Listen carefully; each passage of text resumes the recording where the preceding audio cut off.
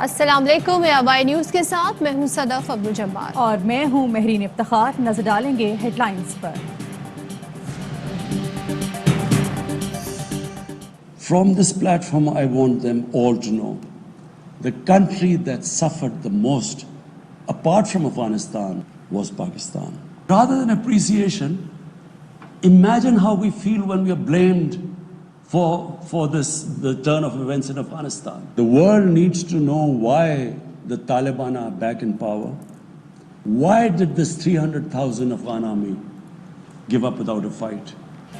افغان جنگ میں سب سے زیادہ نقصان پاکستان نے اٹھایا، پھر بھی تعریف کے بجائے الزام تراشی کی جاتی ہے۔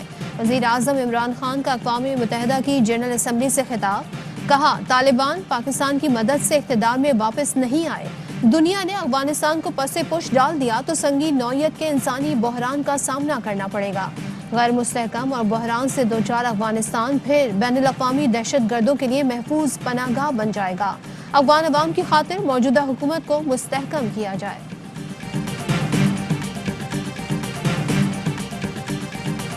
جنوبی ایشیا میں امن کا دار و مدار مسئلہ کشمیر کے حل میں ہے۔ پاکستان بھارت کے ساتھ امن کا خواہش مند ہے، ہم نے لائن آف کنٹرول پر جنگ بندی کا اقدام اٹھایا، بھارت نے الٹا کشمیر میں جبر بڑھا دیا۔ وزیر اعظم نے عالمی فورم پر بھارت کا مکروہ چہرہ بے نقاب کر دیا۔ مودی سرکار کے خلاف جنگی جرائم کا مقدمہ چلانے کا مطالبہ، کہا بی جے پی اور آر ایس ایس فاشسٹ نظریے پر کام کر رہے ہیں۔ 13,000 کشمیری نوجوان غیر قانونی طور پر زیر حراست ہیں، ہزاروں کو ماورائے عدالت قتل کیا جا چکا۔ بزرگ حریت رہنما سید علی گیلانی کی میت تک چھین لی گئی، مرحوم کی تدفین اسلامی طریقے کے مطابق شہدائے قبرستان میں کی جائے۔ The worst and most pervasive form of Islamophobia now rules India. The hate-filled Hindutva ideology propagated by the fascist RSS BJP regime has unleashed a reign of fear and violence against India's 200 million Muslim strong community. Islamophobia کے خلاف ہم سب کو مل کر لڑنا ہوگا، دہشت گردی کو اسلام سے جوڑنا مناسب نہیں۔ اقوام متحدہ اسلاموفوبیا روکنے کے لیے مکالمے کا آغاز کروائے۔ وزیر اعظم عمران خان کہتے ہیں اسلاموفوبیا کی سب سے خوفناک اور بھیانک شکل بھارت میں ہے، بھارت میں مساجد شہید اور اسلامی ورثے کو مٹانے کی کوشش ہو رہی ہے۔ The scourge of illicit financial flows from developing countries. This organized theft and illegal transfer of assets has profound consequences for the developing nations, especially when laundered money puts pressure on the currency and leads to its devaluation. وزیر اعظم کا اقوام متحدہ سے money laundering کی روک تھام کے لیے جامع قانونی فریم ورک تشکیل دینے کا مطالبہ، کہا بدعنوان اشرافیہ کی کرپشن سے غریب اور امیر ممالک کے درمیان فرق پڑ رہا ہے، امیر ممالک غریب ملکوں کی لوٹی ہوئی دولت واپس کرنے میں دلچسپی نہیں رکھتے، کچھ امیر ملک معاشی مہاجرین کو روکنے کے لیے دیواریں کھڑی کر سکتے ہیں۔ The world is facing triple challenge of the COVID-19, the accompanying economic crisis, and the threats posed by climate change. Virus does not discriminate between nations and people. دنیا کو کورونا اور ماحولیاتی تبدیلی کے خطرات کا سامنا، وزیر اعظم نے بڑے چیلنجز کی نشاندہی کر دی، کہا ہم نے کورونا وبا کے دوران اسمارٹ لاک ڈاؤن کے ذریعے حالات کو قابو میں رکھا، احساس پروگرام کے ذریعے 1.5 کروڑ خاندانوں کو ریلیف پہنچایا، ماحول کے تحفظ کو یقینی بنانے کے لیے پاکستان انقلابی اقدامات کر رہا ہے، مضر گیس کے اخراج میں پاکستان کا حصہ نہ ہونے کے برابر ہے۔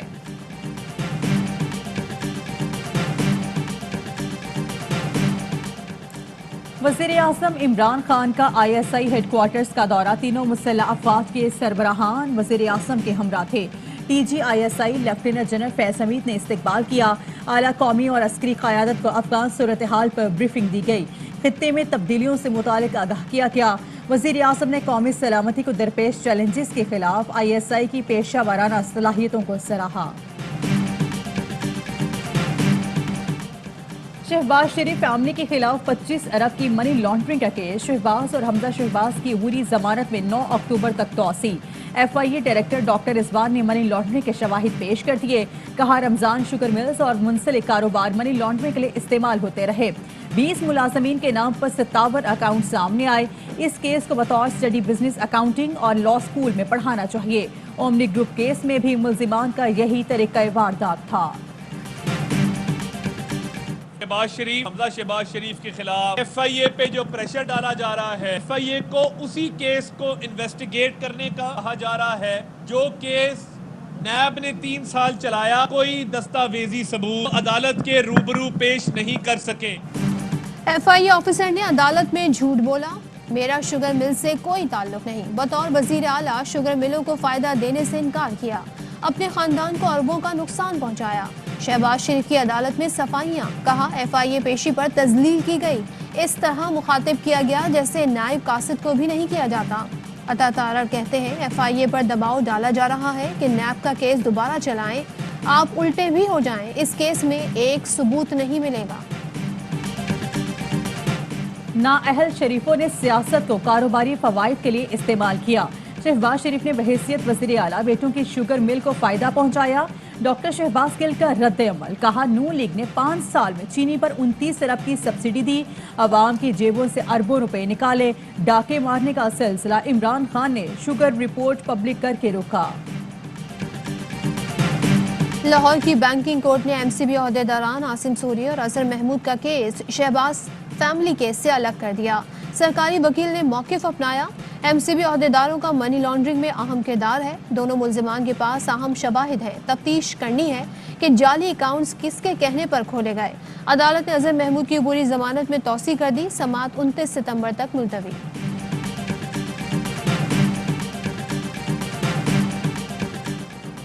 जुलाई से अगस्त तक पाकिस्तान ने 382 अरब से जायद का बैरूनी कर्जा लिया। इक्तिसादी मूड डिवीजन के मुताबिक 2 माह में गैर मुल्की कर्ज 2.37 अरब डॉलर से जायद रहा। पाकिस्तान ने बैंकों से भी 36 करोड़ 32 लाख डॉलर का कर्ज लिया। अपोजिशन के पास ना कोई एजेंडा है, ना हिकमत अमली, ये पहले भी नाकाम रहे, आइंदा भी कामयाब नहीं होंगे। वजीर आला पंजाब उस्मान बुज़दार की अरकान कौमी असम्बली से मुलाकात में गुफ्तगू, कहा पंजाब को पायदार तरक्की की राह पर गामजन कर दिया है। मुल्क में कोरोना के मजीद 42 मरीज इंतकाल कर गए। अमवात 27,524 हो गई। 2060 नए केसेस रिपोर्ट। मुस्बत केसेस की शरह 4.58% रही। कराची में मॉनसून के चौथे स्पेल के तीसरे रोज भी बारिश की पेश गोई। हैदराबाद, ठट्टा, दादू, थरपारकर में भी तेज हवाओं के साथ बारिश का इम्कान। इस्लामाबाद, पेशावर समेत बेशतर इलाकों में मौसम गर्म और खुश्क रहेगा। अमेरिका, जापान, ऑस्ट्रेलिया और भारत के सरबराहान की व्हाइट हाउस में मुलाकात। चीन के बढ़ते असर रसूख पर तहफ़्फ़ुज़ात का इजहार। जो बाइडन, युशेद सोगा, स्कॉट मॉरिसन और मूडी का बीजिंग की सरगर्मियों पर नजर रखने पर इत्तेफाक।